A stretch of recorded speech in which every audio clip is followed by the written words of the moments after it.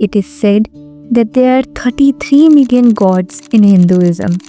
The reason behind it? From the mighty Ganga carrying centuries of prayer in her sacred currents to the silent cow who gives without asking, a mother to everyone, to the trees, silent witnesses of our prayers giving life, shade, and breath, to the sun rising each day to light the world and never failing, to the tulsi holding healing in her leaves. Every being in general is divine and hence God. But is that so?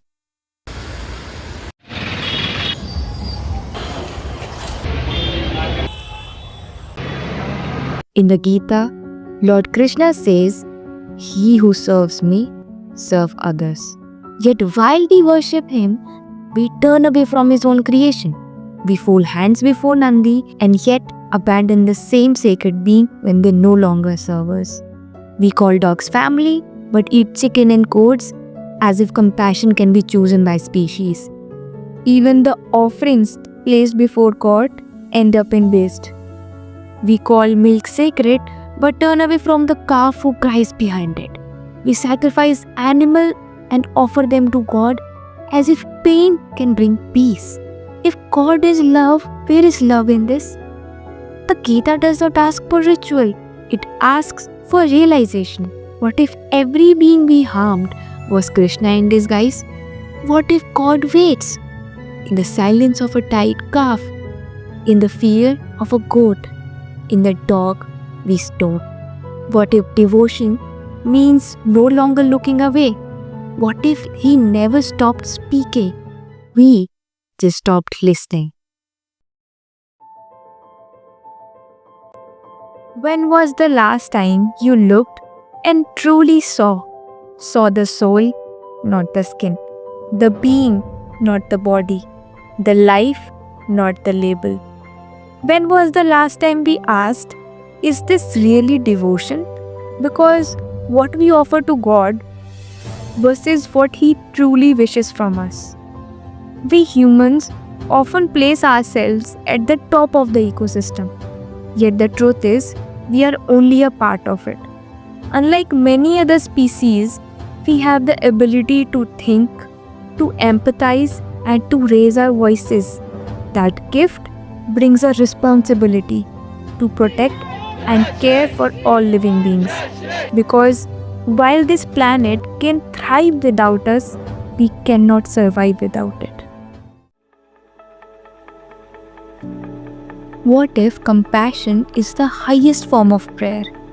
What if God is not found in the smoke of incense, but in the breath of the living? Then why not make our worship our way of living?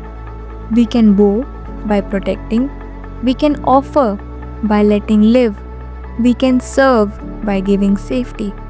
Maybe the temple is not only in stone walls, maybe it's under the shade of a tree, in the ripples of a clean river, in the shelter we give to the voiceless.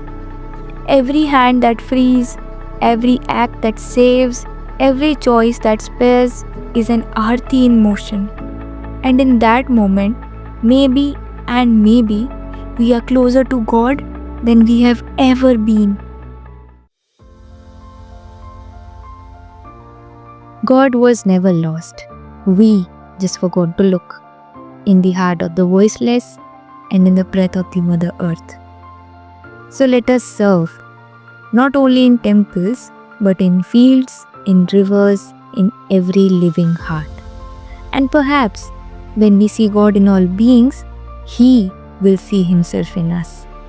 God's forgotten creation still waits to be seen, to be loved, to be protected.